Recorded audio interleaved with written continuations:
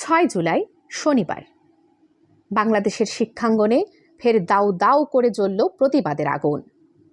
দেশজুড়ে বিশ্ববিদ্যালয় ও কলেজগুলোতে চলল ক্লাস পরীক্ষা বর্জন, ছাত্র ধর্মঘট আর রাজপথে সড়ক মহাসড়ক অবরোধ কর্মসূচি।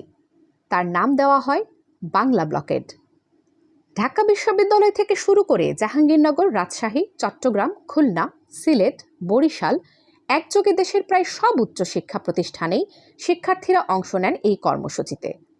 সকাল থেকে শিক্ষার্থীরা অবস্থান নেন বিশ্ববিদ্যালয়ের মূল ফটক, প্রবেশপথ এবং আশেপাশের সড়কে। বাধা পড়ে যান চলাচলে, স্লোগানে মুখর চারদিক। মেধার ভিত্তিতে চাকরি চাই, বৈষম্যের কোটা চাই না।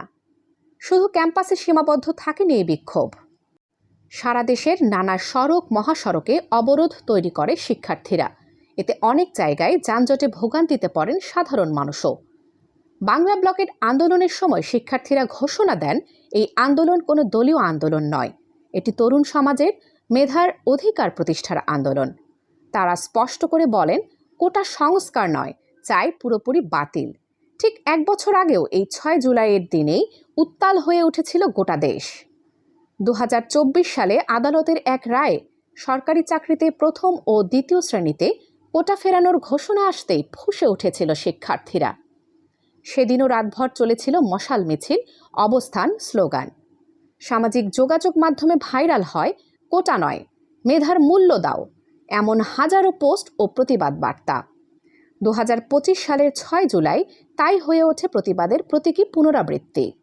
শুধু কোটা নয়, আন্দোলনকারীদের বিরুদ্ধে হামলা ও হেনস্থার প্রতিবাদ আর নিরাপত্তার দাবিও উঠে আসে জোরালোভাবে।